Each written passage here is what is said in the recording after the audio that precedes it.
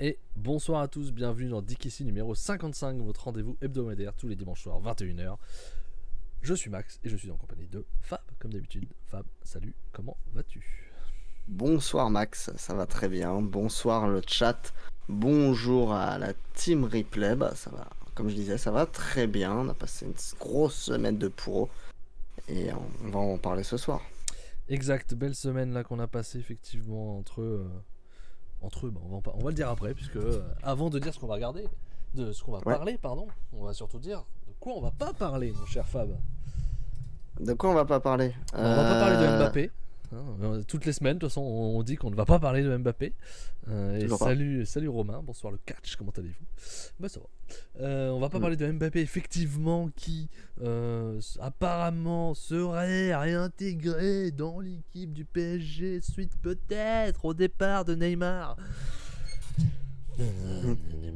Neymar.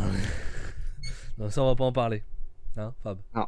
On va pas parler de Bordeaux non plus en foot. Hein. Non, on va pas en parler. Non, en football, non. Attrape. Non, on va pas en parler d'Anthony Joshua. Non. On va pas... Non, ah, je sais pas. Qu'est-ce qui s'est passé ? J'ai pas vu. Je sais qu'il y avait un combat. Je sais pas non plus parce que on va pas en parler. D'accord. Mais on va pas en parler là parce que c'est sur le chat. Ah oui, Romain, effectivement. Je sais même pas ce qu'il a fait, Anthony Joshua. Je sais qu'il avait un combat hier soir, mais je t'avoue. Bon, généralement, tu le saurais s'il avait perdu. Tu le sais s'il perd. À mon avis, tu l'aurais su.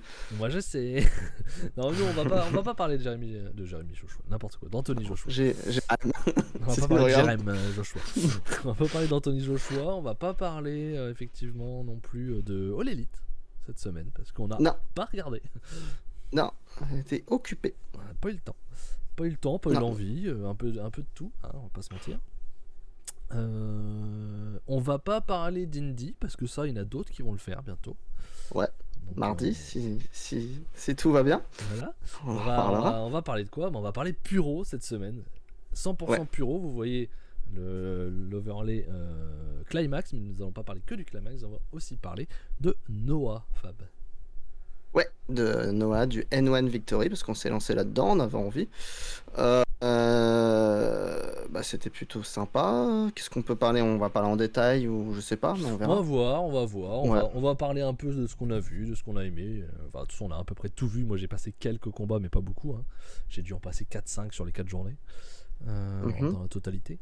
Et puis, on va vous parler effectivement la fin des blocs vite fait. Et puis, quart, demi et finale du Climax. Bien entendu, la finale a eu lieu ce matin. J'imagine que vous l'avez vu aussi. Et Romain nous conseille de regarder la 7ème reprise du combat de boxe de Anthony Joshua. On vous parlera pas non plus du UFC cette semaine parce que Saturday Night a chier, enfin Fight Night a chier. Fight Night. Pas intéressant en tout cas. Saturday Night. Je suis fatigué. Et on vous en parlera pas non plus la semaine prochaine. Voilà, on vous l'annonce. On l'avait un peu sous-entendu déjà la semaine dernière. Il y a un UFC numéroté, mais il n'y a pas des kicks et des claques la semaine prochaine. C'est les vacances. Voilà, c'est les vacances. Fab est en vacances. Il va à la plage. Monsieur veut pas faire un truc de la plage. Tant pis. Voilà. Moi, je veux pas faire sans mon copain Fab. Donc, il y aura pas de DKC. Ça fera une petite ça fera une petite pause. Une petite pause la semaine prochaine. Et on reviendra encore plus fort dès la semaine suivante. Pourquoi ? All-in. Oh là là. Non, pas oh là là. All-in, oui. All-in. All-in, donc. Par contre, du coup, DKC, le prochain, je vais vous dire la date pour pas dire de conneries. Ça ne sera pas le dimanche, puisque All-in a lieu le dimanche. Ça sera le lundi 28, 21h. Voilà. Prochain rendez-vous de DKC, lundi 28, 21h. Vous avez parlé de Zug versus Musk. Non, on parle de trucs réels, nous, pas de conneries de milliardaires qui savent plus quoi foutre de leur journée. Voilà. Ouais, déjà qu'ils vont sans doute faire peut-être la meilleure audience de l'histoire de Salut Débecte. C'est ça qui est fou. Mais faire ça au Colisée, un truc romain. Mégalomanie, ça s'appelle Mégalomane. Ouh, les grosses têtes. Ouais, mais ils vont faire 1 milliard d'audience, ils vont faire plus qu'une finale de Coupe du Monde, tu vas voir, c'est ça de pire. Non. L'enchaînement All In, All Out, Multiverse of Madness en une semaine à l'aide. Ah bah c'est sûr que là ça va reparler, notamment All Elite pour les 2 prochaines émissions, forcément. Mhm. Ça reparlera aussi UFC, ça reparlera aussi de la fin du N1, enfin de la suite, puis de la fin, parce que la fin c'est début septembre. Puis sûrement du gros show qui a lieu le 9 derrière. Donc, tout ça, on vous en parlera. Donc, ça, c'est le programme du prochain mois, on va dire, et notamment UFC Paris aussi, début septembre. Donc voilà. Qui va être on fire. Il y a peut-être le PFL Paris aussi, peut-être, on verra. Ouais, peut-être le PFL Paris. Peut-être 30 septembre, je crois. Mais là, on est plus loin, là. Tu vas loin. Tout ça prend pas à Noël. Mais... Voilà, c'est ça. Après, il y a le Wrestle Kingdom, bien entendu. Donc voilà. Pour les prochaines semaines, ça sera ça. Et on va maintenant partir sur quoi ? Non, sur la petite info. Effectivement, je mets l'image. Mardi, qu'est-ce qui se passe, Fab ? Mardi, c'est District Indy avec la West Coast Cup. C'était le District Indy 3. Et avec Trafalgar, on va vous en parler. Moi, j'ai commencé à regarder la première nuit. Je sais que Traf est en cours sur la première nuit. En croisant les doigts. C'est ça. Que la deuxième nuit sorte avant. Pour l'instant, vous allez parler de la première nuit, c'est sûr. Voilà, mais la deuxième nuit n'est toujours pas sortie. N'est toujours pas sortie sur AEW TV. Mais bon, j'ai bon espoir qu'elle le soit. Mais voilà, et ça sera exceptionnellement, comme je l'avais précisé, mais ça sera à 16h parce que c'est le 15 août, c'est férié. Donc on va faire ça à 16h en plein après-midi, ça sera sympa. N'hésitez pas, Fab va tweeter, donc à retweeter, vu que c'est pas un horaire habituel pour ceux qui nous suivent, ils vont peut-être le rater, donc n'hésitez pas à retweeter, notamment ce tweet plus que les autres, on va dire, parce qu'il va falloir il va y avoir besoin que les gens sachent que c'est à 16h. Voilà. Ouais, c'est... Donc voilà, ça sera plus détente, ça sera différent. Donc les gens ont plus de temps des fois l'après-midi. Hein. Ouais, c'est possible. Donc, et petit teaser, est-ce que c'est bien ? Alors, les matchs sont sympas. J'ai découvert des catcheurs que je ne connaissais pas. Il y en avait beaucoup que je ne connaissais pas. J'ai eu des bonnes surprises. Mais je pense qu'on est d'accord avec Traf sur un truc. Il a fait la petite blague, que moi qui l'ai compris, mais je l'ai compris, sur la prod, qui est une catastrophe surtout au niveau son. C'est le point noir du show. Mais sinon, en termes de qualité de match, pour l'instant, on est plutôt pas mal. Donc voilà, c'était le petit teasing. Pour la suite, ça sera mardi 16h, les gars, avec l'ami Traf, bien entendu. Les Bordelais prennent la chaîne. Oups, c'est mal. En otage. Donc voilà, et on va pouvoir tout simplement démarrer sur la Noah avec le N1 Victory 2023, mon cher Fab. Et moi je vais peut-être mettre de la musique là, qu'est-ce que c'est ce bazar, il n'y a plus de son. Allons-y, mettons du son là-dedans. On commence rapidement, on va pas revenir sur tous les matchs parce qu'il y a eu déjà 4 journées, hein. Ça avait commencé la semaine dernière, ça avait commencé le 6 août au Yokohama Budokan, une très belle salle, ils ont accueilli 804 personnes, ce qui est pas trop mal pour Noah pour débuter un tournoi. On commence tout de suite par un gros opener dans ce N1 Victory.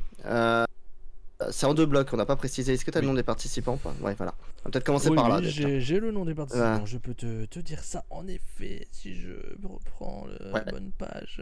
Attendez. On a un bloc A et un bloc B. Ouais, du coup, c'est souvent comme ça que ça marche quand il y en a 2. Donc on a le bloc A où il y a Jack Morris, Inamura Yoshioka, un catcheur de la Dragon Gate, Kitamiya, Adam Brooks, qui est nouveau chez Noah aussi, lui. C'est ça, son apparition.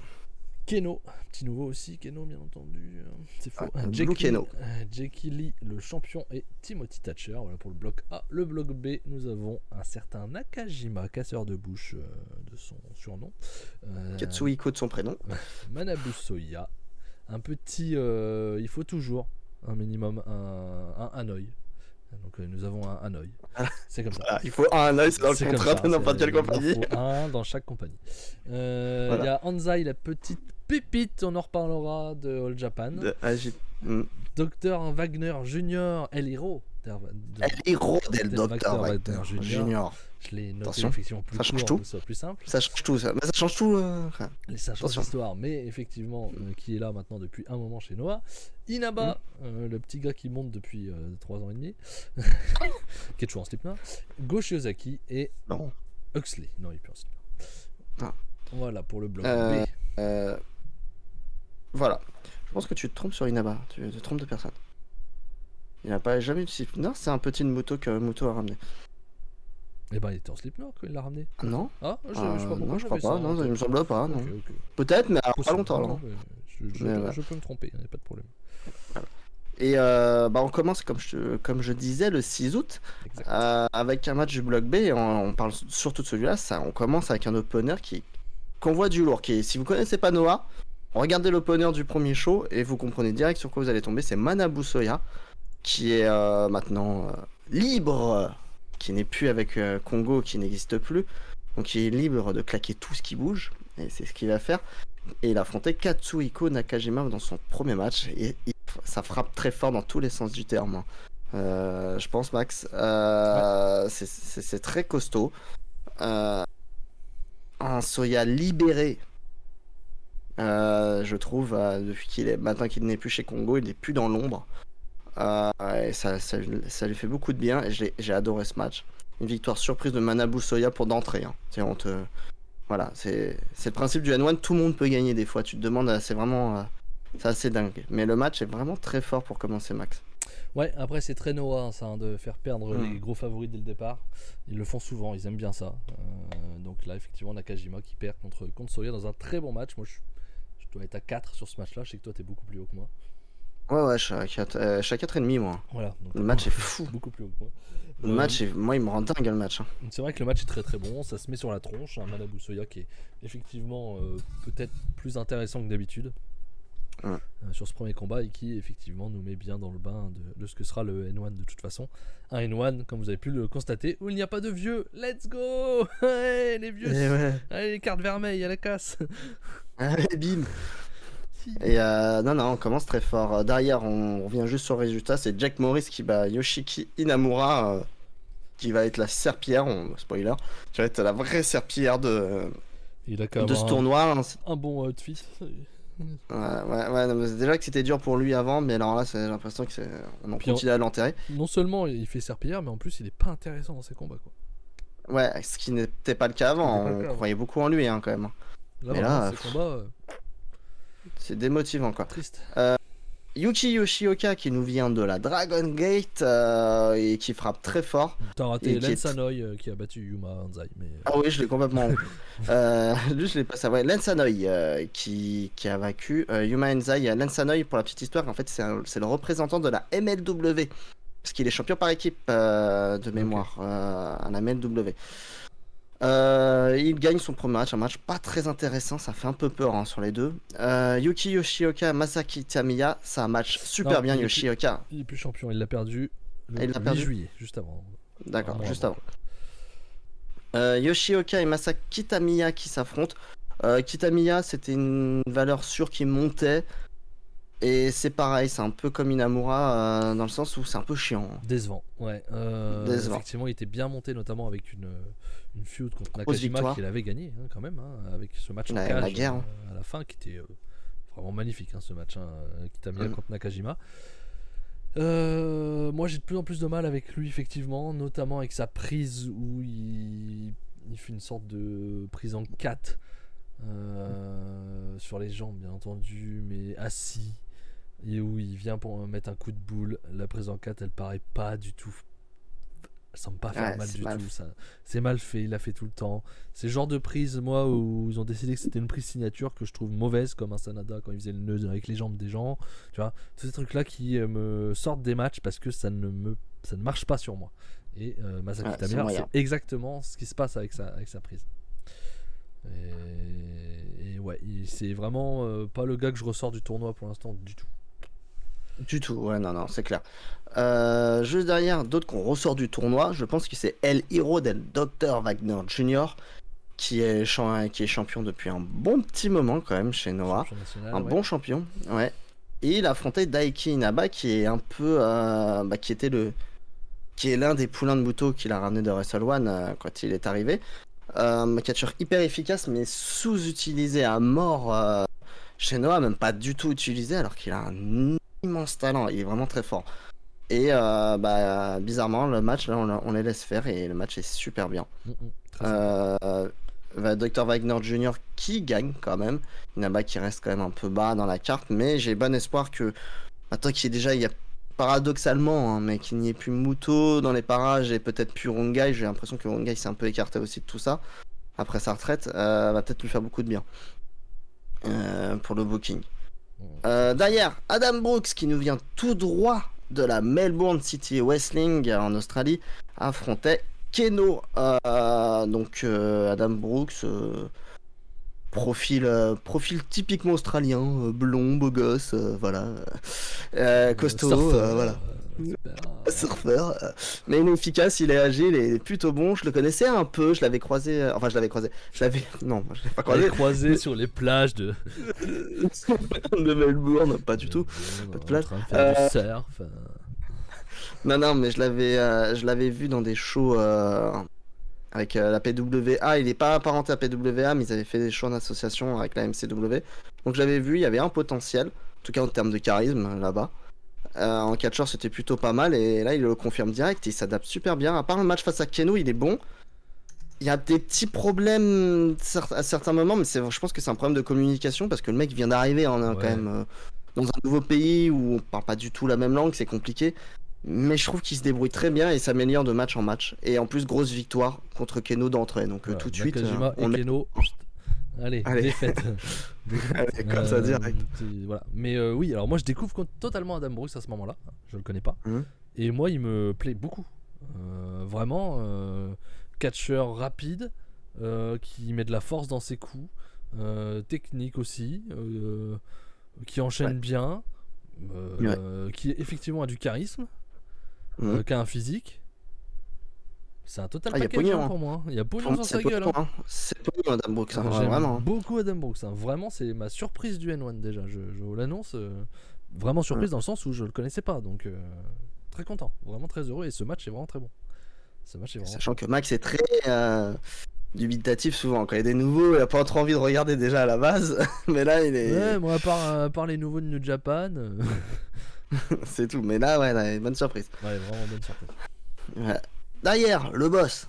Le boss final, le patron, Go Shiozaki affronté. Non, Go Shiozaki avec un outfit d'ailleurs, j'adore. J'adore son pantalon. Parlant d'outfit, Keno en bleu, ça fait bizarre. Hein. On est tellement habitué à voir Keno en rouge. Fin de Congo, du coup, il met du bleu. Et c'est pas Keno, ça ne va pas. Non, pas normal. Non, c'est compliqué. Donc Go avec un super beau outfit, comme je disais, je trouve très beau pour le N1. Affronter Saxon Huxley qui est un habitué maintenant, c'est un habitué, il est champion par équipe hein, avec Timothy Thatcher quand même chez Noah et qui est un habitué maintenant. C'est du basique as fuck, pas du tout intéressant Huxley. Il est là depuis mars chez Noah. Ouais. Et oui, mais il a vite été champion, mais voilà, non. Huxley, c'est pas vraiment, ils veulent nous le vendre déjà comme un big guy alors qu'il est. Il est grand, mais pas si impressionnant que ça par rapport à d'autres. Et non, ça marche pas trop. Il est là pour perdre. C'est très basique. C'est pas super intéressant. Pour moi, c'est pas catastrophique non plus. Pour moi, c'est assez simple. Hein. Hanoï et Huxley, ça marche pas. Et les déceptions dans les japonais, c'est Kitamiya et Inamura. Donc voilà. C'est vraiment les deux Gaijin, pour moi ça ne marche pas du tout, et les deux habituels de chez Noah qui sont censés monter et qui pour moi là sont pas bons du tout. Voilà. Vraiment ces quatre là plus après c'est très personnel Thatcher qui ne va pas je trouve avec le produit et qui est pas mon truc, qui fait que cela m'intéresse pas. Voilà. Le reste des catcheurs ça me plaît. Ouais, il a une gimmick assez pourrie déjà, comme dit Damien, Huxley. NXT UK, il n'a pas fait grand chose. NXT UK, je sais même pas. Oui, je sais même pas s'il était vraiment signé chez NXT UK, il était là pour perdre. Honnêtement, mais il était officiellement, il est passé par NXT UK. Moi, je l'avais vu à la PC à ce moment-là. C'était un inconnu quasiment. Il était venu parce qu'il était officiellement NXT UK. Même déjà à l'époque, je trouvais que face à un Aigle Blanc il y a 5-6 ans, il était fade. Face à un Aigle Blanc qui était encore sur une petite carrière quand même, donc il débutait peut-être pas non plus, mais il avait pas la hype de maintenant. Donc et je me rappelle de ce match, il y avait beaucoup de monde je crois dans ce match, mais c'était pas terrible. C'est juste que voilà, il est puissant, donc il peut intéresser, c'est un profil que les Japonais adorent. Donc voilà. Derrière le main event avec Jack Lee le champion qui au final, je pense, a renoncé à New Japan. Et mais bon, il est champion quand même chez Noah, donc c'est pas rien. Affronter Timothy Thatcher, du coup. C'est un match, c'est pas mal, mais Ah, je me suis fait chier. c'est pas le style Noah. Je me suis fait chier, moi. C'est très basique, c'est bien, mais sans plus. Voilà, et victoire de Jack Lee, mais oui, non. Timothy Thatcher, le problème, c'est qu'il a rien à faire chez Noah. Puis, non seulement il a rien à faire chez Noah, mais en plus, je trouve que c'est un Zack Sabre moins bon, quoi. Donc, mais ouais, moins il est souple, moins, tiens, je sais pas. Il serait intéressant chez Glade, par exemple, pour la catégorie WF. Il serait très cool, mais voilà, même AJP, il aurait le profil parfait. Mais sinon, non, il est pas explosif. Non, je suis assez d'accord avec toi. C'est pas ouf, mais bon, il est là. Et bon. Bah voilà, hein, et eux, ils comptent sur lui. Hein, c'est champion par équipe avec Huxley, comme t'as dit. Donc, voilà. C'est comme ça. D'ailleurs, on passe à la deuxième journée. On va juste vous dire les matchs On va vous conseiller les matchs à voir, je pense. Ça sera plus simple. Ouais. Puis après, on parlera tout de suite. Voilà. Moi, personnellement, en opener, Daiki Inaba et Manabu Soya, ça match hyper bien. Ouais, c'est un bon match. Soya, je le dis tout de suite, c'est mon coup de cœur de ce N1. Je le trouve efficace partout. Sur tous les matchs. Il arrive à mettre en avant des catcheurs beaucoup moins bons. Donc, je trouve ça hyper cool. Victor d'Inaba. Donc, les deux vont être en fond de classement, mais vont bien se battre. Donc, c'est pas mal. Masaki Tamiya, Adam Brooks, ça marche pas très bien, je trouve. C'est pas terrible. Go Shiozaki, Yuma Enzai, je sais que beaucoup l'ont aimé. Moi, j'ai pas détesté, mais j'ai pas trouvé ça fou. Le match est pas mauvais, mais je trouve que Go fait tout le travail. Yuma Enzai, c'est juste le mec qui crie et qui a la rage, mais c'est l'underdog ultime, quoi. Mais il fait rien me donne de pas spécial, quoi. Je trouve que oui, il est très basique, trop basique, et je trouve que même le peu qu'il fait, par exemple, quand il prend son élan et qu'il va mettre son coup de genou, je trouve qu'il le fait 2-3 fois dans le match, il le rate en plus. Il tape à côté, enfin, il n'y a pas d'impact. Je trouve que c'est trop faible. Il est pas prêt. Il sera peut-être un très bon catcheur, mais il est pas prêt. Vraiment. On en parlera à la fin, quand on fera un global un peu de ce qu'on aura vu, mais ouais, je suis pas grand fan pour l'instant, moi, de la petite pépite de All Japan. C'est ça. Dans les matchs intéressants pour moi, il y a Jack Lee contre Yuki Yoshioka. T'as Jack Lee Yoshioka, ouais. Voilà, Yoshioka qui est très très bon. Qui va perdre contre Jack Lee, hein, c'est le champion, c'est normal. Mais allez voir ce match, c'est très cool. Le main event, Huxley, ça marche pas avec Nakajima, encore une fois. Non, c'est compliqué. Non, compliqué Huxley, c'est normal. Enfin, c'est normal. Pas trop de doute là-dessus. Ouais. Pour le tag numéro 3, la troisième journée qui a eu lieu le 10 août, qu'est-ce qu'on avait de beau? Moi, je retiens. Soya, moi, c'est pas mal. Pareil, j'ai pas trouvé ça fou, moi. Je trouve que Soya met bien avant Enzai. C'est ça, c'est voilà. Bon, défaite de Soya, hélas. Oui. Première victoire de Yuma, Enzai. Après, le Jack Lee Adam Brooks, c'est vraiment Jack sympa. Adam Brooks, c'est très bien. Est très très cool. Et le Nakajima El Hero del Wagner Jr. est très très génial. Bien. Ouais. Très très bien. Il est vraiment. Je pense cool, que c'est le meilleur match pour moi du début du N1. Ouais, toi tu mets l'opener. Ouais, l'opener il est fort. J'aime bien celui-là. Il est incroyable. Mais celui-là est très bon aussi. Le main event est bien, mais sans plus. On attendait mieux. J'ai trouvé ça trop long. Keno et Inamura, c'est pas mal. Surtout sur la fin, le finish est vraiment très bon. Mais Inamura, je trouve qu'il se repose trop sur ses lauriers. Il est capable de beaucoup mieux. Ouais, mais j'ai trouvé ça vraiment très long, trop long ce match-là. Et on passe à la journée 4 qui avait lieu le 11 août au Korakuen Hall. Et là, par contre, c'est la meilleure journée. Hein. Ouais, voilà. En global, celle-là, waouh! En global, c'est la meilleure. Très très forte. Timothy Thatcher, Jack Morris, Balek, c'est pas. Voilà. Derrière, par contre, Katsuhiko Nakajima contre Daiki Inaba. Attention. Wow, ce match, il dure que 13 minutes au final, mais qu'est-ce qu'il est bon! Ouais. Ça tape très très fort. Moi, je suis à 4,25 sur ce match. C'est très très très très très fort. J'adore ce match. Ouais, ça joue avec celui-là d'ailleurs, moi. Entre celui-là et des héros des Wagner Honor. Pour mon préféré du tournoi pour l'instant. Comme par hasard, il y a 2 fois Nakajima, mais. Ouais, c'est marrant. Bizarre, hein. Peut-être que je l'aime bien ce gars-là. Ouais. Masaki Kitamiya et Yoshiki Inamura, c'est pas intéressant. Je Malheureusement. sais que Cody a beaucoup aimé, moi j'ai pas accroché.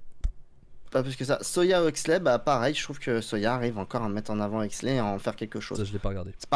C'est pas incroyable, mais il arrive à en faire quelque chose et c'est là que je trouve que Soya est très très très bon dans ce N1 pour l'instant. Keno Yuki Yoshioka, on s'attendait à un banger, et on était pas loin, hein, franchement. On a eu un très très bon match. Hein. Pour moi, c'est les deux gros matchs, c'est ceux-là. C'est Nakajima Inaba et Keno Yoshioka. Il y a le main event aussi, tu vas en parler juste après. Mais ces deux-là, pour moi, sont au-dessus. Ouais. On a vraiment un très très bon match. De toute façon, on va être assez clair. Hein. Vous allez voir, si vous n'avez pas le temps de tout regarder, vous regardez les matchs de Keno, Nakajima, Goshozaki, Hirodel Wagner Jr. Jake Lee, je suis pas d'accord avec toi. Ça dépend. Bah justement, ils sont pas tous parfaits. Donc voilà, pour moi, tu en as déjà 4 qui sont au-dessus du lot, clairement. Plus tu rajoutes un Inaba, tu rajoutes un Yoshioka, un Adam Brooks pour le découvrir. Et puis t'es bien, quoi. Ouais, un Soya aussi. Et un Soya, bien entendu, pardon, je l'avais oublié. Voilà, donc ouais, non, c'est très fort. Non, ce match, allez le voir, ça claque fort. Ouais. Ça se cartonne très très fort. Et le main event, c'était El Hirodel Dr. Wagner Jr. qui affrontait Go Shiozaki. Donc, très gros match en perspective. Moi, c'est mon match préféré du N1. Je suis à 4,5 sur ce match. J'adore ce match. C'est pour ça que j'ai voulu le regarder avec toi parce que je l'ai vu une fois, j'étais fou. Moi, j'ai trouvé J'étais là. Bah, moi, j'ai adoré la construction du match. Ça a tapé fort du début à la fin. En plus, et j'ai adoré la construction. Ça s'est bien accéléré à la fin. Je trouve qu'il est parfaitement construit. 24 minutes, le temps parfait. Et j'ai adoré ce qu'ils nous ont montré. Et en plus, Del Wagner Jr. qui bat Go. Donc c'est très très cool. Il continue son ascension dans la compagnie, je trouve. Mais non, le match, pour moi, il est fou, il est hyper bien construit. Moi, je suis à 300. Rien à dire. Je trouve que c'est un bon match, mais on est absolument pas d'accord avec Fab sur ce combat-là. Où moi, j'ai trouvé ça très cool, mais trop lent à mon goût. Voilà, je préfère quand c'est plus rapide et quand ça se tape plus fort, parce que je trouve que ça tapait fort. Par rapport à Nakajima et Keno, ça tapait pas fort. Ils sont quand même chers. Juste en ATM. En chop, c'est Go. En chop. Go et chop, oui, mais il y avait Go. Il y avait que ça, je trouve, en force. C'est Go. Go, il met des chops. Il fait pas que ça, c'est pas vrai. Il fait beaucoup de ça. Oui, c'est sûr qu'il t'a pas mis des. Là, il a pas mis des German de l'estrade, mais.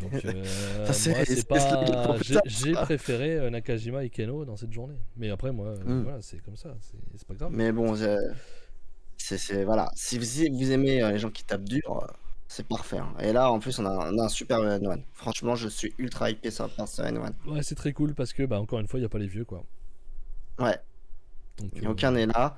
Même Sugiura n'est pas là et ça ramène un vent de fraîcheur énorme au tournoi. Du coup, petit récap des blocs après 4 journées. Alors, c'est le bordel. Parce que Noah, bien entendu, c'est pas New Japan, ils sont pas malins. Il n'y a pas le même nombre de matchs pour tout le monde. Donc ça, c'est pète couille. Parce qu'il y a des journées, il y a 8 combats, des journées, il y en a 7, des journées, il y en a 6. Rien que pour péter les couilles. Donc il y a des exemptés, etc. Comme en national, parce qu'on n'a pas voulu repêcher Sedan, bande d'enculés. Alors donc, dans le bloc A, nous avons avec 0 points le cher Inamura, bien entendu, dit la serpillière. 4 matchs, 4 défaites. Voilà. Ça, c'est bon. 4 matchs en plus, donc le maximum. 4 défaites en 4 journées, impeccable. Ensuite, à 2 points, nous avons Jack Morris et Brooks qui ont 2 points en 3 matchs, donc ils ont un match de moins. Ensuite, on monte, on va dire qu'il y a Thatcher et Yoshioka qui sont à 4 points en 4 matchs. Et pour l'instant, sur le podium du bloc A, donc on a Keno qui a aussi 4 points, mais seulement en 3 matchs. Donc Keno 3ème pour le moment. Kitamiya 2ème avec 6 points, donc 3 victoires en 4 matchs. Et le premier, c'est Jake Lee avec 6 points en 3 matchs, c'est-à-dire les 3 victoires. Donc Jake Lee 1, Kitamiya 2 et Keno 3 pour l'instant. Et il reste entre 3 et 4 matchs suivant les personnes, puisqu'il y a 8 personnes dans le bloc. Pour le bloc B, à 2 points en 3 matchs, nous avons Anzai et Inaba. Et ensuite, tout le reste, les 6 autres sont à 4 points. Voilà, ça c'est réglé. Impeccable. Donc 4 points, t'as Huxley, Dr. Wagner Jr., Manabu Soya et Nakajima qui ont tous les 4 combats. Et donc pour l'instant on va dire qu'ils sont devant, ça sera Hanoi étonnamment et Go Shiozaki qui ont 4 points mais seulement en 3 matchs. Mm. Donc pour l'instant rien n'est fait, tout est à faire, il reste entre 3 et 4 matchs pour chacun, on est à peu près à la moitié en gros des blocs. Ouais, il y a encore la moitié des blocs. Les prochaines journées c'est le samedi et dimanche prochain, donc on vous en parlera que la semaine d'après. Donc il y a un gros trou là. Ils ont arrêté jeudi la dernière journée. Ouais, vendredi même, je sais plus, ouais, enfin bref, ouais. Et donc maintenant que le climax est arrêté, ils se sont dit tiens, nous aussi, on va pas catcher. Ouais. Non, il y a des shows il y a 2 shows dans la semaine, mais qui ne sont pas du N1. Ça c'est encore pire. Oui. Tu fais un tournoi, tu fais des shows annexes entre temps. Non. Ça vraiment, les gars. Par contre, regardez ce que fait le New Japan, quoi. Arrêtez d'être bête. Vous faites un tournoi, vous faites le tournoi, vous faites pas les trucs entre. Ça me fatigue, ça, je te jure. Stardom, c'est encore pire. Oui, mais c'est pas une raison. C'est encore pire. C'est nimble, ça. Bon, bref. Non, ça fait perdre de l'intérêt au tournoi. C'est clair. Et donc, pour revenir un petit peu sur le global, effectivement, moi je ressors énormément Keno, Nakajima, bien entendu, mais après, ça, c'est pas vraiment une surprise. Je ressors aussi Go et Dr. Wagner Jr. parce que ils sont très bons. Je sors Adam Brooks parce que c'est ma découverte de ce tournoi et que j'aime beaucoup ce qu'il dégage. Je ressors Inaba et Yoshioka, qui sont les gars qui sont pas là pour gagner, mais qui vont faire des bons combats. À chaque combat, ils ont des bons combats.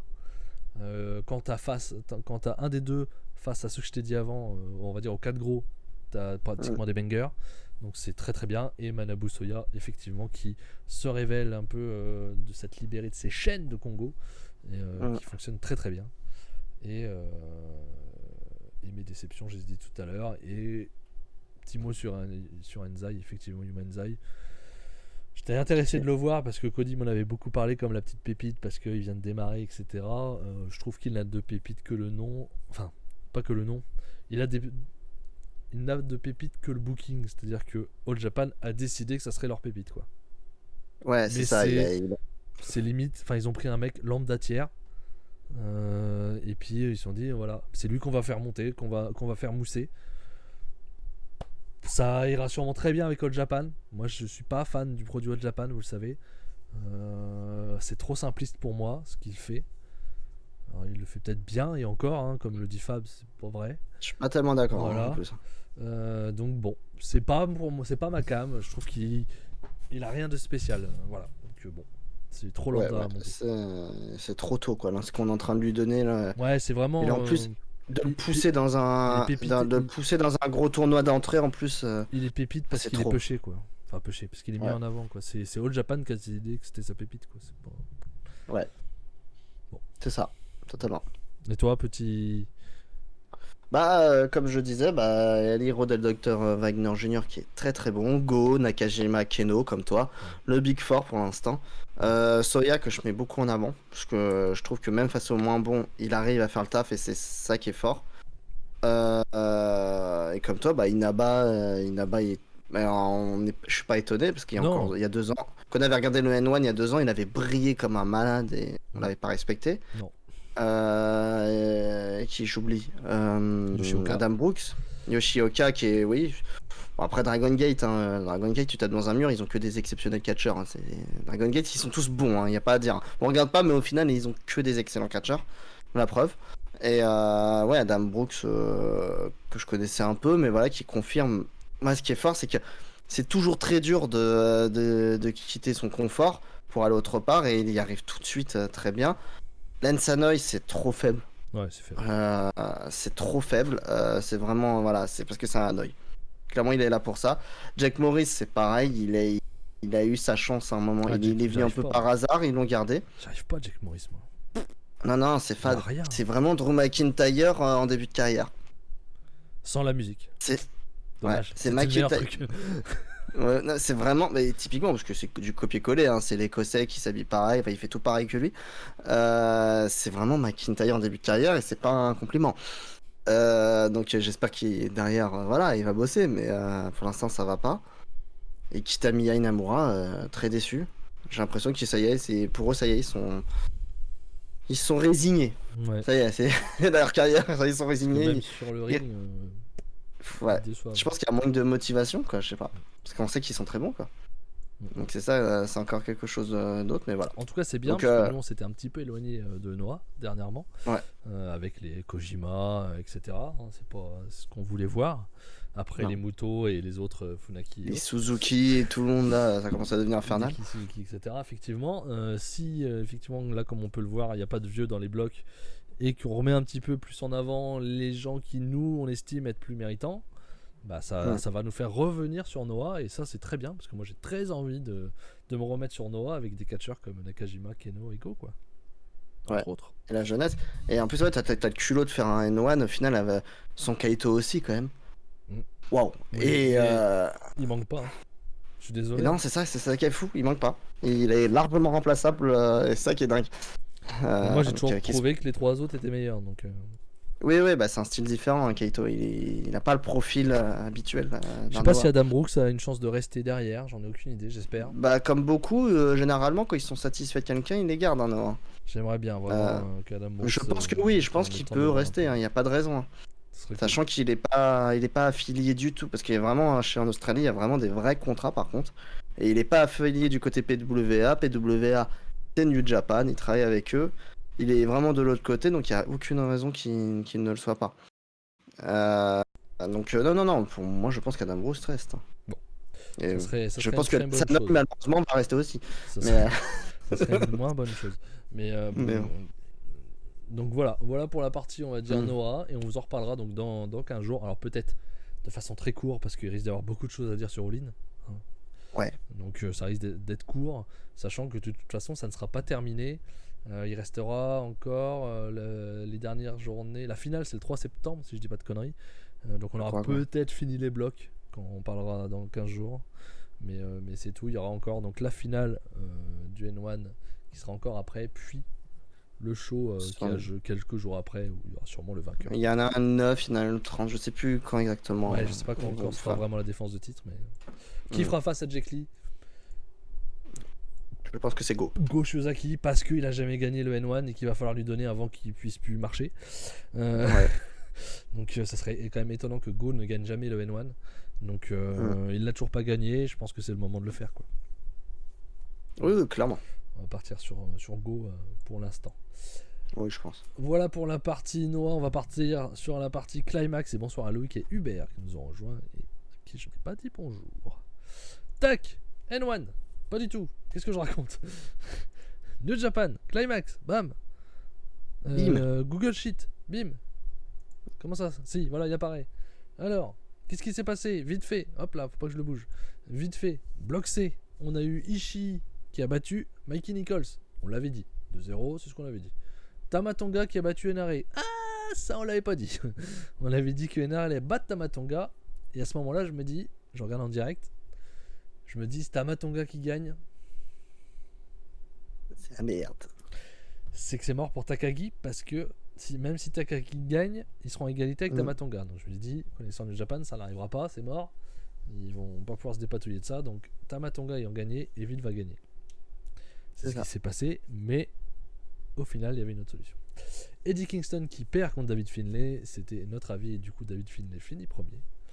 Et avant le combat contre Takagi Evil, effectivement, et je ne l'ai pas entendu à ce moment-là parce que ça parlait japonais, enfin, je l'ai entendu, mais je ne l'ai pas compris.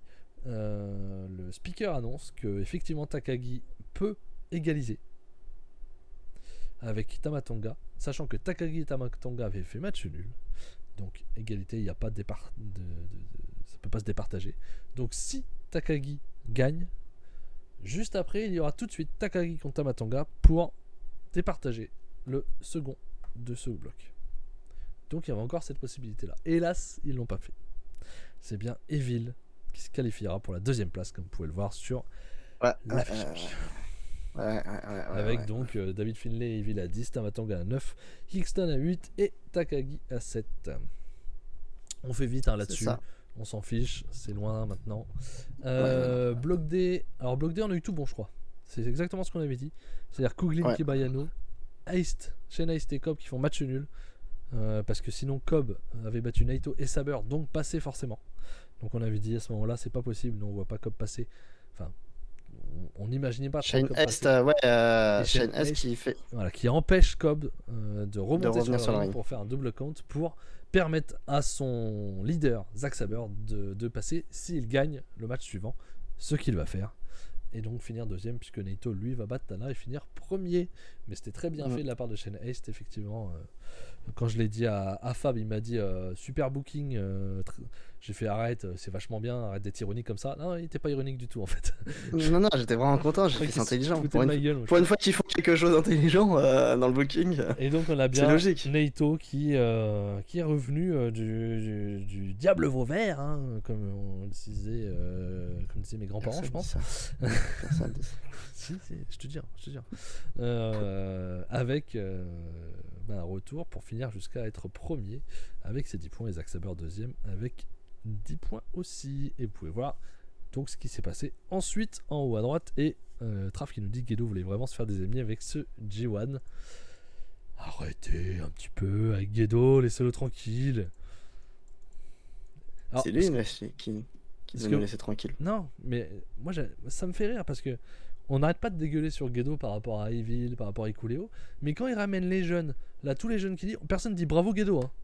On dit juste super NJP, ils ramènent des jeunes et ils font ça bien. Non, c'est très bien, mais il n'arrive mais pas on dit jamais Gedo. Savoir. On dit toujours c'est NJP là qui ramène les jeunes, c'est pas Gedo. Tu vois. Gedo là dans les trucs bien, il a rien à voir. C'est un peu facile quand même. Il t'a payé combien Gedo? Jay White c'est Gedo aussi, hein. Tous les pompeurs de Jay White là, c'est Gedo aussi, hein. D'accord? Jay White c'était que dalle avant, hein. Donc non. Mais Sanada Evil de 45 minutes en octobre, je ne le regarderai pas, Traf. Tant pis. Oui, c'est ça, on va pas se faire chier, on va pas le review. Hein. On va juste pas le regarder. Tant pis. Moi aussi, j'aurais préféré voir Sanada Takagi en octobre. Je suis d'accord avec toi. Mais faut pas oublier, on met juste en avant ce que Gedo fait qu'on n'aime pas. Mais on dit jamais que Gedo fait les bonnes choses. Quand c'est les bonnes choses, c'est New Japan fait les bonnes choses. Je sais pas si t'es d'accord avec moi, Fab. Ouais. Personne n'a dit. Avec Gedo, il a ramené les jeunes et tout. Il t'a ramené Kuglin et Kid dans le Bullet Club, c'est trop bien fait. Les 3 nouveaux mousquetaires, voilà, il les amène. Il les book fort. Ce qu'il fait avec Tsuji, c'est quand même super fort. Non, ça on dit pas. On dit New Japan fait bien. On dit pas Gedo. Voilà, juste un petit coup de gueule sur tout ce que prend Gedo dans la tronche. Et comme je sais qu'il nous écoute. Arigato. Kozaimasu. Ouais. je sais pas ce que je dis. Oui, non, mais bon, ça n'empêche qu'on a le droit d'être déçu. Bien sûr, mais faut pas parler de Gedo que quand c'est mal, faut aussi en parler quand c'est bien. C'est ça que je veux dire. Ah, mais je dis pas Gedo en général. Là, c'est Trav qui dit Gedo, moi je dis pas Gedo en général. Vous dites tout ça là. Non, je dis pas Gedo, je dis New Japan, t'inquiète pas. Attention. Donc voilà, du coup, les quarts de finale. Les quarts de finale, je les cite en premier avant quand même. C'est Tetsuya Naito qui affrontera Ikuleo, Will Ospreay qui affrontera David Finlay, Evil qui affrontera Sanada et Kazuchika Okada qui affrontera Zack Sabre Jr. Donc on n'était pas loin quand même de la vérité, on n'a pas trop eu de raté. Pardon, on a raté. Alors moi, j'avais mis. Attends, je le ressors. Moi j'avais mis. Est-ce que j'étais dans le bon sens? Bah, j'étais pas dans le bon sens. Quoi, toi, t'es pas dans le bon sens. Donc moi j'étais dans le bon. Si toi t'étais pas dans le bon. Moi j'avais mis. Non, j'étais pas dans le bon. Moi j'avais mis Keito Takagi en haut à gauche. Pas un de bon. J'avais dit Okada Tana. J'avais Okada de bon. J'avais dit Finlay Ospreay. Là j'avais tout bon. Et j'avais dit Naito Sanada. J'avais Naito de bon. Ouais, ça va. Le Sanada est juste de l'autre côté. Bon, non, c'est surtout qu'on n'a pas voulu voir Evil, parce que ça c'était quelque chose qui était largement possible. On a préféré bien sûr sur Takagi. Et on n'a pas vu venir Ikuleo, parce que ça c'est une surprise.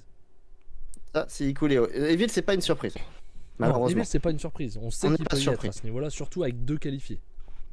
On ne le voulait pas, mais on savait que c'était possible. Ikuleo c'est une surprise. Ikuleo c'est totalement une surprise. On pensait, en tout cas on avait tous pronostiqué Keito passant. Même si moi j'avais quand même des gros doutes qu'il fasse pas passer un jeune. Alors c'est pas le jeune que je pensais. Jeune avec des guillemets du coup même. Oui. Mais voilà, j'avais quand même un doute sur Keito. Je suis vraiment pas étonné moi qu'il passe pas. Dans le sens où encore une fois NJP ils ont rien à foutre de Noah. Ils sont à milieu d'eux. C'est comme ça. Oui mais bon, c'est dommage. Donc il n'y a pas de raison qu'ils leur fassent des fleurs non plus. Hein. Mm. Et donc voilà, on va dire une surprise et un qui était en ballottage avec Takagi, voire Eddie Kingston peut-être, pourquoi pas. Oui, on aurait pu le faire aussi. Voire Tamatonga, c'était assez... Il y avait plus de possibilités. Assez serré. Voilà. Plus de possibilités. Donc du coup, on commence avec le premier match, le premier quart de finale, c'était Tetsuya Naito contre Hikuleo. J'ai continué ma fronde, bien sûr. Hein. On en avait parlé la semaine dernière. Je n'ai pas regardé ce match. Moi, j'ai regardé. Et c'était pas bien. Tu m'étonnes. Non, c'était pas bien. Passons. Ouais, Naito voilà. qui passe. Naito qui passe, ouais, voilà, quand même. Pendant 13 minutes. Derrière, Will Ospreay affrontait David Finlay. Et là, c'était beaucoup mieux. Oui, beaucoup mieux. Bien mieux. David Finlay nous a sorti une belle carte face à un Ospreay qui fait ce qu'il veut avec n'importe qui. C'est du 4 minimum. Moi, je suis à 4,25 sur celui-là. Très bon match. Un peu de tricherie, mais enfin, un peu non. Mais ça me choque pas plus que ça. C'est dans le style. Et je trouve quand même le match très très cool. Victoire de Will Ospreay. Est-ce que tu as pensé du match, Max? Ouais, je suis d'accord avec toi. Je suis juste un peu plus bas parce que j'ai l'impression que de toute façon, je suis plus dur que toi en ce moment. Oui, sur ce climax, ouais. Non, mais même en ce moment, je trouve. Pas que le climax. J'ai l'impression que je suis plus dur que toi sur la notation. Je sais pas pourquoi. Je suis aigri peut-être, je sais pas. Oui, c'est ça, je pense. T'étais qu'un vieux con. Ah ouais, carrément. Ok, super, fais gaffe. Hein, quand même. Moi, attention, et les dojos, moi. Tu viens de mettre des shots, moi, tu vas comprendre. Non, c'était bien, mais je vais mettre 4, on va dire. Sur effectivement, un très, très bon combat. Ça marche bien entre les deux. On l'avait déjà eu dans le climax l'année dernière. Et c'était dans le même groupe de 7. Et ils nous avaient fait déjà des très bons matchs. Ça a marché aussi là. Ospreay gagne. Voilà. Le seul truc je trouve qui est dommage, c'est que j'aurais fait Finlay invaincu pour qu'il ait quand même un gros truc encore une fois. Il faut qu'il s'installe leader du Bullet Club. Il a pas encore le truc. Ça ne va pas, je trouve. Il aurait fallu qu'il lui donne quelque chose. Ouais. Et je trouve qu'ils lui ont rien donné en fait. Au final. Alors il finit premier. Ok. Mais sans... Il part déjà dès l'écart.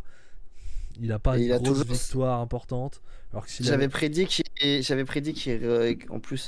qu'il rallierait les anciens du Bullet Club avec les nouveaux du Bullet Club qui se sont méchamment mis sur la gueule durant le climax, qui se sont fait la guerre. Hein. Il n'y a pas eu de fair play, ils ont voulu s'entretuer. Et au final, pas du tout, parce que si tu regardes à la fin, David Finlay perd, et au final, dans ce match, c'est Kuglin et Gabekid avec Gedo qui viennent autour du ring, mais les autres sont pas là. Hein. Donc il y a quand même une scission toujours avec le Bullet Club. Il y a un truc qui va pas, je sens que les anciens vont partir, ça serait bien. Oui, ça serait une bonne chose, parce que les anciens c'est mais au final, je pense qu'ils vont partir, ça serait pas plus mal, mais je pensais qu'il les rallierait parce que voilà, il aura fait un grand bloc, mais non, pas du tout. Donc étonnant le booking de Finlay pour l'instant. Et j'avais pas vu Traf effectivement qui avait dit un retour aux 2 blocs l'année prochaine, bien sûr. Moi qui suis aussi un grand partisan des 2 blocs, et ben ça m'a bien plu les 4 blocs. Ça m'a bien plu parce qu'il y a eu l'écart, ça faisait beaucoup plus de suspense que quand il y a qu'un bloc. 2 blocs. Un bloc c'est chiant.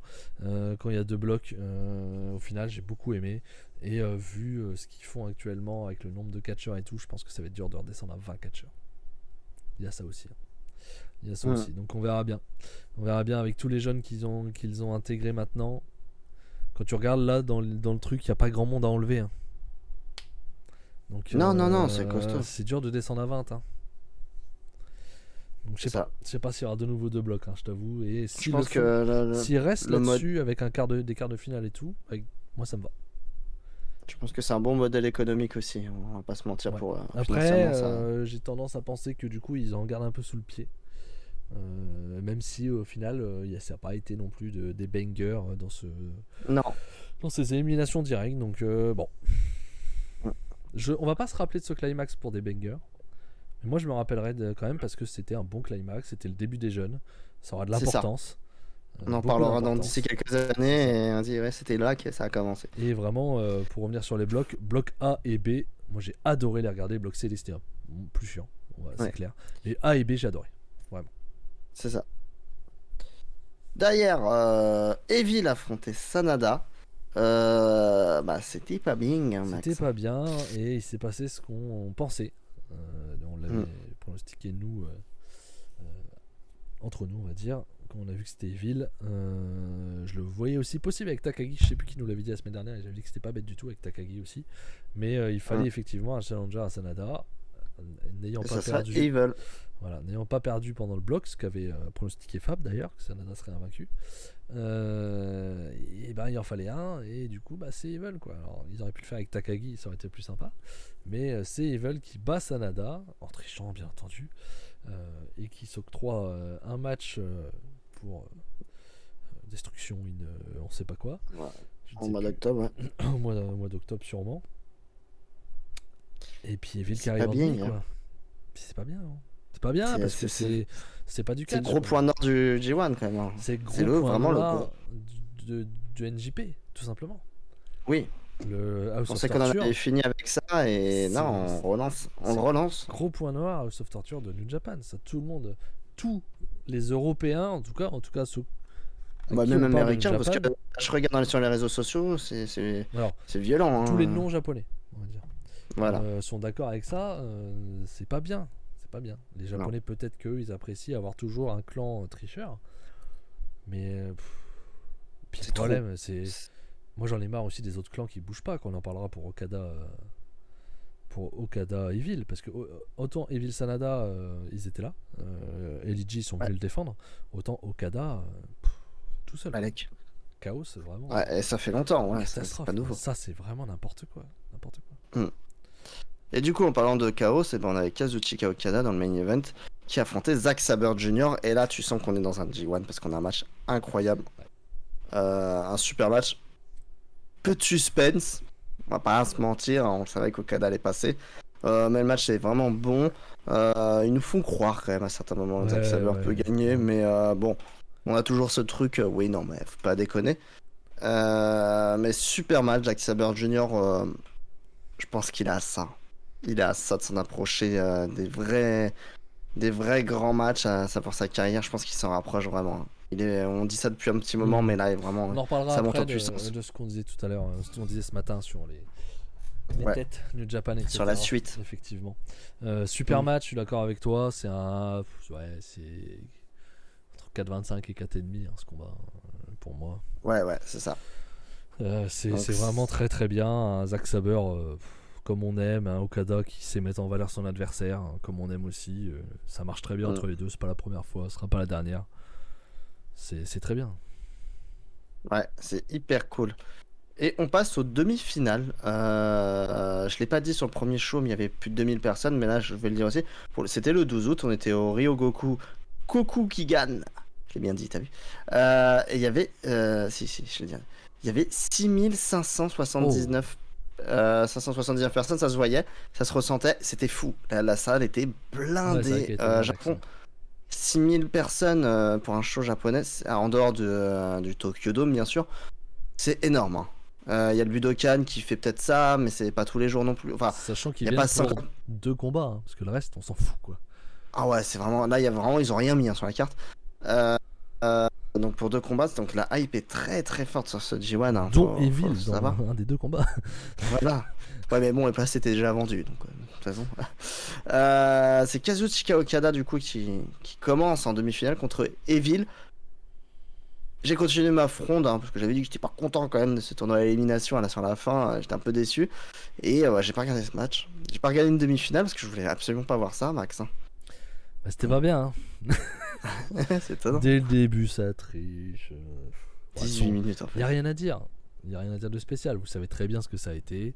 Même ceux qui ne l'ont pas vu le savent. Avec les tricheries de Dick Togo, avec les tricheries de tout House of Torture, pendant que Okada seul doit faire face.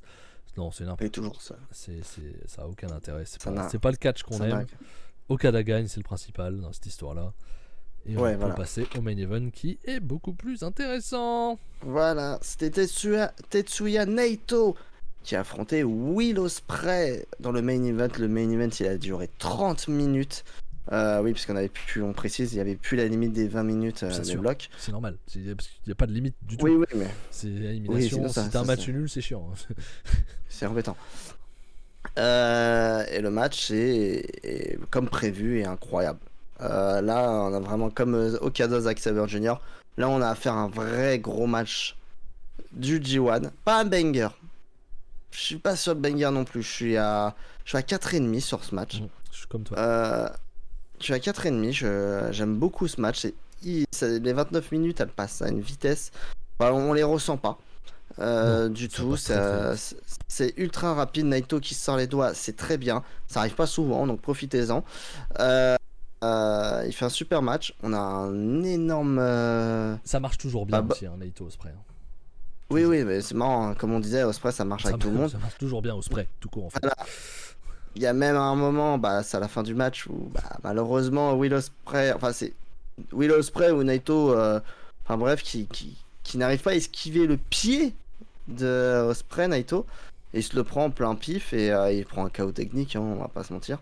Il se prend un vrai KO, il est dans les vapes. Will Ospreay fait tout, on l'entend très bien même, mais il fait tout pour essayer de relancer le match, de le réveiller un peu, il gagne du temps pour qu'il reprenne ses esprits. Il dit à Naito Destino. Il fait ce qu'il peut, mais il fait du bon taf, quoi. Parce que il rattrape bien le coup. Là, il a plus qu'un épouvantail. Le mec, il réagit, il est en mode automatique sur ce match à la fin. Et surtout que c'est Naito qui doit gagner, quoi. Spoiler. Donc là, c'est juste des réflexes. Donc il entend Destino, donc il fait son cerveau enclenche le Destino, mais s'il est plus là. Ça serait Ospreay qui doit gagner, c'est pas grave, tu vois. Il se démerde, il fait un truc, quoi. Ouais. Il le chope et il s'en occupe. Mais là, il est obligé, il doit perdre. Donc faut quand même que Naito arrive à lui mettre son finish, quoi. Et Destino, faut le placer, quoi. Si t'es qu'à moitié dans les vapes, faut le placer. Le dernier, c'est Ospreay qui lance Naito pour qu'il le rattrape et qu'il lui mette son Destino, quand même. Ouais, c'est ça, c'est dingue. Mais non, voilà, et Naito gagne. On voulait pas le voir, mais c'est arrivé. Naito va en finale. Ouais, on sentait le venir quand même depuis un moment. Tu voulais pas l'entendre, mais je pense que c'était plus des œillères qu'autre chose. Oui. Moi, la victoire de Ospreay sur Okada m'avait fait dire c'est mort.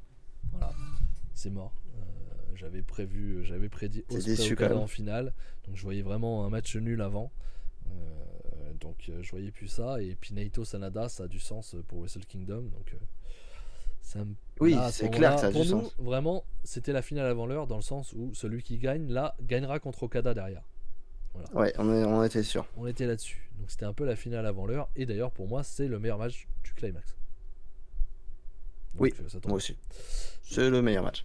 Donc t'as un très très bon combat, et effectivement la fin qui est un raté se retrouve être très bien enchaînée. Elle est bien faite quand même. Donc bravo à lui d'avoir rattrapé Gros ça. Boulot, ouais. Et je trouve que ça apporte encore plus à ce petit truc à ce combat. Donc je suis à 4,5 aussi sur ce combat, et c'était un super combat, et il noté 9,61 sur Catch Match. Très très bien. Les gens l'ont beaucoup aimé. Très très bien noté. Donc voilà, super combat. Voilà. Et on retourne au lendemain, le 13 août, on était toujours au Ryogoku Kokugikan. Et ouais, ça y est, je l'ai réussi cette fois. 8283 personnes. Là, on a 2000 personnes en plus. C'est complètement dingue. Là, c'est très très très très fort. Pour des attendances. Ouais. Parce que là, il y avait que des tags qu'on lançait des choses. Voilà. Rapidement, je regarde là et j'essaie de me rappeler. Déjà, Keito et c'est par rapport à qui? Oui. Non, c'est pas par rapport à. C'est par rapport à Oiwa. Oui, c'est Keito qui est en équipe avec Ryohei Oiwa, un des Young Lions, si vous ne le connaissez pas, qui a bien aimé combattre avec lui et qui lui a proposé de partir en excursion chez Noah prochainement. Donc c'est très bien. Ouais. Très puissant Oiwa, je trouve que c'est le meilleur de cette génération. Je l'aime bien. J'ai du mal à choisir, moi. Je l'aime bien. Il a un physique déjà. Fujita, il est bon aussi. Fujita, il est bon, je sais pas. Nakashima, il est bon. Les 3 Japs, c'est dur à choisir, je trouve. Ah, je sais pas, j'aime bien. Ah ouais, ok. Je pense qu'il ressort du lot. Les 3 sont bons. Qu'est-ce qu'on a? Oui, on a Zack Sabre Jr. qui se taunt avec Oleg Boltin à la fin de son match avec sa ceinture. Il lui met la ceinture dans la tronche. Donc il y a un peu plus d'ouverture pour les Young Lions depuis quelques mois. Déjà quand on voit Fujita qui est intégré à TMDK très rapidement. Donc oui, donc il va y avoir certainement un match de championnat. Pourquoi pas? Ça, par contre, oui, c'est étonnant quand même. Mais bon, pourquoi pas? C'est bien ça. TMDK qui va vers les titres de Chaos aussi. Ouais, qui va les titres de Chaos de Hiroki Goto et Yoshihashi qui les ont défiés. Clairement. Donc ça va être un match de championnat. Donc à voir, ça va être bien sur le papier. Aussi, dans son match Tamatonga, qui a gagné son match contre le Bullet Club et qui a clairement défié David Finlay pour son titre Never. Sachant Donc que Tamatonga voilà. ait battu David Finlay dans le climax, donc c'est tout à fait logique. Et apparemment, Ouais, on se dirigerait aussi vers ELP et Ikuleo contre les Alex Kuglin et Gabi Kidd ouais, pour les titres Strong Tag. c'est ça. Donc voilà, on est en train de Donc ouais, replacer un peu les pièces, ouais, c'est normal. c'est logique. LEG affrontait United Empire avec la victoire de LEG et c'est Yota Tsuji qui prend la ceinture de Will Ospreay qui le défie clairement pour le titre, un titre qui s'appelle toujours IWGP US À ce moment-là, Champion à ce moment-là, mais Will Ospreay l'a depuis quelques jours parce qu'a priori déjà sur sa demi-finale c'était déjà le cas, on l'avait pas fait gaffe, ah oh, mais merde. ouais, il a changé la ceinture. Il avait changé la ceinture et il a mis le drapeau britannique à la place du drapeau américain. Donc, à voir s'il y aura un rename de la ceinture, hein. C'est ce que Ceinture, je disais ce que je disais en Famax, ça serait drôle qu'il l'appelle l'intercontinental. Le Bah, titre, du coup. US, UK, il manque plus qu'un japonais, et puis qu'il le récupère et qu'il le mette chez la truc asiatique, et puis on est bien, hein. Ouais, non, mais c'est ça. Mais de toute façon, c'est le deuxième titre de New Japan depuis un petit Ouais, moment, je trouve, totalement, hein. hein. Et honnêtement, Will Ospreay contre Yota Tsuji, j'ai envie de voir ça. J'ai envie de voir ça. J'ai Ouais, ça va être très envie cool. de voir ça, hein. Ça va être très bien, et ça va être un sacré test pour Yota Tsuji. Et Ouais, on fera un petit récapitulatif, on va dire, du climax après, je pense, avec nos petits coups de cœur, etc. Mais Yota Tsuji, je pense qu'on va en parler. ouais. Et du côté de House of Torture, Sho a fait le pin sur Taichi. Je crois que c'est lui qui l'a fait. Enfin bref, on s'en fout. Oui, je crois que c'est lui qui l'a fait. Et bon, bah, il le défie pour le titre KOPW. On s'en balèque. Ouais, ça nous intéressait quand Et... c'était Takagi, on va pas se mentir, là, ça intéresse un peu moins. Mais... Ouais. Et ils veulent à confirmer en frappant Sanada, etc. À confirmer qu'il va le défier pour le titre IWGP. Donc voilà, peu de surprise. Donc on rebat les cartes de tous les côtés. C'est comme la nouvelle année après le G1, c'est un peu pareil. Après le On Wrestle refait. Kingdom, tu veux dire. Ouais, après Wrestle Kingdom, c'est un peu le même style. On rebat un peu les cartes, on relance des nouvelles storylines. Donc c'est parti, voilà. Et le main event, la grande finale du climax, Tetsuya Naito affrontait Kazuchika Okada pour leur. J'ai lu, c'était leur 14e confrontation. Ah, peut-être, ouais, c'est possible. Quand même. 14e confrontation de mémoire. Et Tetsuya Naito va, sans suspense pour nous deux en tout cas, Mm. vraiment aucun, hein, j'en ai eu aucun du début à la fin, a battu Non. Kazuchika Okada dans un très bon match. Mais c'est tout. Voilà, c'est un très bon match, très sympa. Un classique entre les deux, mais c'est pas un banger. C'est un 15-25 pour moi. Ouais, je suis à 4,25 aussi sur ce combat. C'est un très bon combat. Un Naito quand même qui se retire les doigts, hein, comme pour la demi-finale. Mm. C'était vraiment très très bien. Ça fonctionne bien. On a eu des Naito Okada en début d'année qui nous ont beaucoup moins plu que ça. On va pas se mentir. Ils en ont fait 3 en un mois et demi, qui étaient au Ouais, mieux 4 et encore. Je pense que j'étais gentil à l'époque. Donc là, non, là c'était vraiment très très cool. c'est clair. Et comme tu dis, Naito vainqueur logique dans ce combat. C'est peut-être le petit truc dommage, c'est le suspense, effectivement, Ouais, aucun. sur cette finale. Mais Naito vainqueur, et donc qui, sauf surprise, fera face à Sanada à Wrestle Kingdom en main event, sachant que Naito a perdu notamment contre Cobb, donc on peut supposer aussi qu'il va défendre son opportunité à Wrestle Kingdom contre Cobb, pendant que Mm. Sanada lui défendra contre Evil son C'est ça. titre. Donc moi je vois pas Evil Cobb en main event de Wrestle Kingdom. Non, je pense pas. Non. Autant Ibushi a perdu son truc, c'était face à Jay White quand même. Là, je pense Mais pas que bon, Cobb c'était va lui pour le. piquer, quoi. Il a C'était perdu pour en sans le perdre parce plus que effectivement faire un truc en 2 journées et c'est que autre chose, Ibushi c'est ait une quand même sa storyline. chance. Mais bon, c'est une storyline de merde. Mais c'était effectivement une Ouais, storyline. complètement. Mais Donc voilà, Wrestle ouais. Kingdom, main event qui sera sûrement, on peut supposer, Sanada Naito et qui sera sûrement éclipsé je pense. Ah, complètement, c'est Par sûr. Ouais. peut-être bien un Ospreay Omega et peut-être bien un Bryan Danielson Okada. Ouais, ou même un Kaito Okada va l'éclipser aussi. Hein. Ou un Kaito Si Okada, c'est mais ça. je vois plus un Bryan Danielson Okada parce que Oui, je Bryan pense. Danielson a gagné. Donc je pense qu'il doit rendre le job, et notamment à Wrestle Kingdom. Ça Donc sera oui, très je bien. pense que ça va faire très mal pour eux Mais en main voilà, event.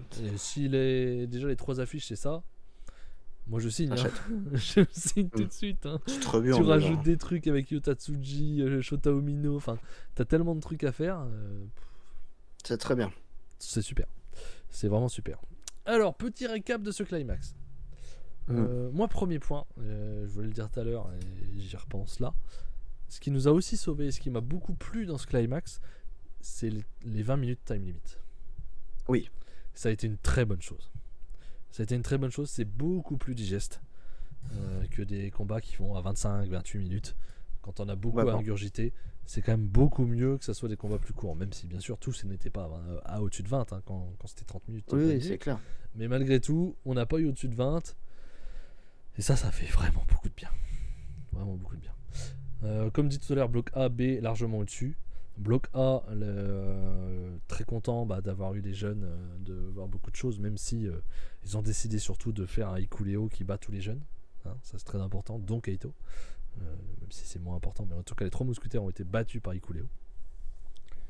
Un Kuglin qui a été intéressant, mais pas autant que ce que j'aurais aimé. Un Gab Kid qui a été très intéressant, et notamment un match exceptionnel contre Kaito. Et j'espère que ça donnera une suite. Si je dois sortir 3 matchs, les 3 au final sont quand même dans les éliminatoires. Hein. Je pense que les 3 meilleurs sont dans les éliminatoires. C'est Ospreay Naito, c'est Okada Zack Sabre et Okada Naito. Je pense que c'est les 3 meilleurs. Oui. Bon, on est d'accord. Dans les combats de bloc, je ressors le Kaito Gab. Voilà, Kaito Gab Kid était absolument exceptionnel. Et le Ospreay Kenta était exceptionnel. Ainsi que était vraiment pas mal, peut-être le Ospreay ELP aussi. Ospreay ELP, c'est les 3 matchs où j'ai mis 4,25. Toi, tu l'as pas vu le Ospreay ELP. Non, je l'ai pas regardé. Mais et puis il y a dans le bloc A, voilà, je regarde, j'ai beaucoup de matchs qui ont été très très bons. Tous les matchs de jeunes, déjà, quand les jeunes se sont fait face, Narita, Tsuji, Shota Umino. Voilà, à chaque fois qu'ils se sont fait face, de très très bons combats. Si je dois ressortir quelqu'un, j'ai envie de ressortir Tsuji, dans le sens où, comme j'ai déjà dit, c'était le jeune que j'aimais peut-être le moins des 3. Même si je l'aimais bien, hein. À choisir, je le mettais en 3ème, maintenant je le mets en 1. Voilà, c'est celui qui m'intéresse le plus. Gabriel Kidd et Kuglin, j'ai envie de voir la suite. Voilà un peu ce que je retire de ça. Voir ce qu'ils veulent faire d'Hikuleo, mais plus en claquant des dents, parce que j'ai pas trop envie qu'ils le montent. Et j'ai l'impression qu'ils veulent vraiment en faire une némésis des 3 nouveaux. On verra bien. Mais voilà, moi je suis plutôt satisfait de ce climax. Je sais qu'il est plutôt décrié. C'est pas mon cas. Moi je suis très content de ce climax. Donc voilà, avec mes petites préférences pour ce bloc A et tous ces jeunes qui ont été lancés, même s'ils n'ont pas atteint l'écart. Voilà. Et puis Ospreay. Toujours l'attente. Et puis le GOAT. Le GOAT un peu de ce climax encore, quoi. Pour moi. C'est encore lui qui fait des meilleurs combats. Qui ressort, quoi. Voilà, un peu mon récap de ce climax. Je sais pas toi ce que tu veux rajouter à ça. Bah moi pareil, enfin ce climax, oui, c'est l'avènement de la nouvelle génération. C'est le début de la nouvelle génération, c'est ce que je vais retenir le plus de ce climax. Des matchs de bloc qui m'ont beaucoup hypé, que j'ai beaucoup aimé. Comme tu dis, les jeunes, le bloc A était exceptionnel. Le bloc B, on a eu quelques bons matchs. C'est des moins bien, mais c'est pas mauvais non plus. On a quand même des bons matchs. Le D était chiant. Le souci, c'est par la suite. J'ai vraiment perdu beaucoup de hype au moment où Hikuleo est passé. Alors je pense qu'il y a 2 choses. Il y a ça, effectivement, qui avait des résultats que tu n'avais pas envie de voir. Et il y a aussi le N1 qui a commencé. Le N1 m'a enthousiasmé à mort. Je pense que ça t'a fait aussi perdre la hype un peu sur le Japan. C'est tombé en même temps. Et voir que Hikuleo passe, j'étais vraiment... C'est pas que Kaito ne passe pas, mais c'est que Hikuleo passe, ça m'a vraiment... Parce que je comprends pas la logique, on peut l'expliquer 100 000 fois, je ne comprends pas la logique de faire quoi que ce soit avec Hikuleo. Bah, je te réexplique encore une fois. Les Japonais, ils sont très contents. Bah ouais, Quand mais tu vois les Japonais, ça quand Hikuleo est passé, ils étaient trop contents. Je comprends pas, hein, je sais. mais ils étaient trop contents. Voilà. Evil, bon bah, on n'est pas étonné, mais ça m'énerve. Et à un tel point où il est vraiment booké fort, demi-finaliste quand même, hein, c'est pas rien. Il est pas booké si fort que ça, parce qu'il gagne qu'en trichant. Oui, mais même, il est là, il est haut. Donc j'ai eu cette grosse baisse de hype, peut-être par le N1 aussi, qui m'enthousiasme à mort là en ce moment. Mais voilà, la deuxième partie, voilà, j'étais moins dedans. Naito qui gagne, je suis déçu. On va pas se mentir. Osprey même s'il a fait des bons matchs à la fin, je suis déçu parce que comme toi, je suis pas un grand fan de Naito. Que Osprey, c'est pas encore son heure pour l'instant. Comme je disais en off, on en a parlé avec Max. Je pense qu'il y a peut-être cette peur de New Japan, mais je pense que lui restera quoi qu'il arrive tant qu'il n'a pas gagné le G1 et peut-être pas gagné un main event de Wrestle Kingdom. Mais je pense qu'il y a peut-être cette peur chez New Japan de dire qu'il fasse comme Omega en fait. Le jour où il gagne le G1 et qu'il gagne un Wrestle Kingdom, il a pas gagné un Wrestle Kingdom, Omega. Oui. Non, bah si, il a gagné avant de partir. Ah non, il a perdu contre Tanahashi. Oui, mais il a battu, oui, mais il a réussi son objectif de battre Okada. Oui, mais à Dominion. À Dominion, mais il a eu son objectif de enfin battre Okada, donc il avait fait le tour. Je pense que New Japan a peut-être peur que Osprey parte après qu'il ait fait le tour, c'est-à-dire en gagnant le G1. Je suis d'accord avec toi là-dessus, c'est très malin comme suggestion et qui peut expliquer que Osprey n'est pas encore gagné, entre guillemets, la peur. Parce qu'Omega n'avait, à la différence, c'est qu'Omega n'avait pas pris le titre en fait. Il a seulement pris le titre au moment où. Ah oui, il a pris le titre un an et demi après, parce qu'il y a eu les 4 matchs Okada Omega. Oui, il a battu Okada. Osprey l'a déjà. Ça, il l'a déjà fait. Oui. Il lui manque surtout le G1. Et je trouve que le G1, c'est encore. Bon, c'est hyper important. Je pense que c'est le tournoi le plus important au monde, personnellement, et de très loin. Mais surtout, c'est un Gaijin. C'est encore plus fort pour un Gaijin de le gagner. Il n'y a que Omega qui l'a gagné. Faut quand même le rappeler, il y a du monde qui est passé par là dans cette compagnie et pourtant il y a que lui qui. Je serais très déçu si Osprey la gagne pas. Oui, moi aussi. Et je pense que ça joue sur le fait qu'il n'ait pas gagné. Damien nous dit l'année prochaine c'est pour lui, mais le problème c'est qu'on le dit tous les ans. Donc, ça fait 2 ans, 3 ans, c'est la 3e année qu'on dit ça même. Donc espérons, mais voilà, moi l'hypothèse de Fab me plaît bien dans le sens où New Japan peut aussi se dire effectivement s'il le gagne peut-être qu'il va se dire bon, j'ai tout fait cette fois-ci, je peux partir chez All Elite. Notamment. Donc à voir. Même si on sait qu'il est très content d'être chez New Japan, Osprey. Donc, oui. Mais il y a cette possibilité là. Et t'avais fini ton récap du climax ? Ouais. Et ce qu'on disait aussi en off ce matin, c'est que chez New Japan, il y a toujours 4 mecs en haut. Voilà, ça a toujours marché comme ça. Les Nakamura, les Okada, Tanahashi et un autre à ce moment-là, peu importe qui c'était. C'est toujours par 4. Et là, les 4, bah, c'est simple, hein, c'est Okada, Naito, forcément, Sanada, puisqu'il est champion, et Osprey. Voilà. On a ces 4-là actuellement qui sont en haut de l'affiche. Nous, ce qu'on souhaiterait, c'est que l'année prochaine, quand on reparle de ces 4-là, bah, t'as toujours Okada, t'as toujours Osprey, t'as Sanada qui est de toute façon en haut de l'affiche de façon transitoire. T'as toujours un mec comme ça qui ressort un peu, un Evil, Attention, moi je pense que si il a le potentiel de gagner à Wrestle Kingdom, hein, Sanada. Ah bah tiens, j'allais t'en parler après. Moi je pense que Naito gagne. Je pense que Naito gagne, mais je suis pas si affirmatif que ça. Okay. Et si Sanada gagne le main event de Wrestle Kingdom, je pense qu'il est à long terme dans le Big Four. Ça veut rien dire, tu sais. Ça changera tout. Ça se trouve en mars il perd contre Okada. Hein. Oui, mais il restera dans le main event. Je sais pas, je t'avoue, j'en sais rien. À mon avis, ça dépend. Enfin, j'allais dire, ça dépend s'ils vendent bien ou tout ça, mais va savoir si c'est Sanada Naito qui vend bien, si t'as Osprey Omega sur la carte, quoi. Ça va être compliqué à savoir. Mais ils vont vendre. Hein. De toute façon, quoi qu'il arrive, Tokyo Dome, ils vont le vendre. Hein. C'est pas le souci. Ouais. Mais voilà, donc t'as ça, et nous, notre espoir, c'est, on va dire que l'année prochaine, Zack Sabre rentre dans ce quatuor. Ouais, il faut. Pour remplacer soit Sanada, soit Naito. Et si possible aussi un jeune Umino Utsuji, parce qu'on lui sera l'un des deux, ce sera pas Narita. Et t'as Okada Osprey, Zack Sabre et un jeune, quoi. Je pense qu'un Umino ou un Tsuji, moins Narita, mais un Umino ou un Tsuji, je pense qu'ils peuvent se rapprocher du titre US. Oui, déjà, bien entendu. Mais être dans les 4 déjà, dès l'année prochaine, peut-être, tu vois, pour le Wrestle Kingdom, on va dire. Parce que ça, ouais, À je voir. pense Déjà, pas. je pense que cette fois-ci, au G1, en supposant qu'il y a encore des quarts de finale, cette fois-ci, il y en aura un en quart. Oui, il faut. Ils Il vont faut les qu'ils faire monter. s'installent beaucoup plus fort Absolument. l'année prochaine. Ils viennent Que ce d'arriver. soit plus des jeunes rookies, quoi. Donc ça devrait être un truc comme ça. Et donc voilà, je voulais finir par ça justement. Naito Sanada, donc pour toi c'est Naito aussi qui gagne. Ok. Donc on est d'accord là-dessus. Pour Ouais. l'instant à ce moment-là, notre Mais pronostic il va sur Naito quoi. oui, oui. Ok. Bon. Très bien, Ce qui très me bien. décevrait. Ouais, Je enfin, préférais après, moi, vraiment que Sanada, Sanada conserve. Hein. moi aucun des Oh non, deux je ne pense me pas plaît que. donc. Naito Après, Sanada, oui, moi non, je ça me serais hypé hype par pas. le reste. Ça me hype Je serais beaucoup plus hypé par le reste Hmm. de C'est la pas- carte, de toute façon. C'est pas des catcheurs que j'aime beaucoup, que j'apprécie spécialement, Naito et Sanada, donc c'est pas. Peu importe, on va dire, ce qui va m'intéresser le plus, ça sera la suite. Qui fera face au futur champion et qui pourra prendre le titre. Donc c'est plus ça. C'est ça. Je pense qu'on a fait le tour.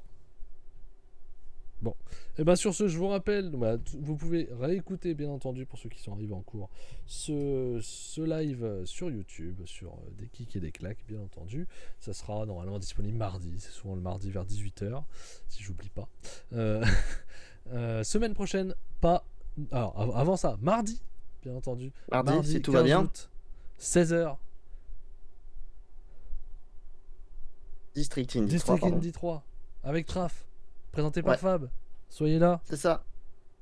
N'oublie pas.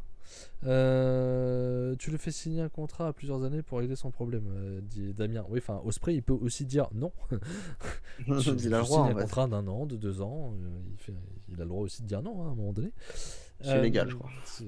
Voilà. Donc, District Indy, mardi 16h, exceptionnellement, puisque c'est le 15 août, c'est férié. Donc, mardi 16h, District Indy avec Trafalgar. Week-end prochain, pas de DKC, c'est les vacances aussi pour nous. Petite pause d'une semaine. Juste une semaine. On est sympa. Petite pause d'une semaine. Et semaine d'après, nous revenons le lundi. Donc le lundi 28. Et c'est le lundi parce que le dimanche, dans la nuit de. Enfin, pas dans la nuit. Dans la soirée, puisque c'est à Londres, il y aura All-In.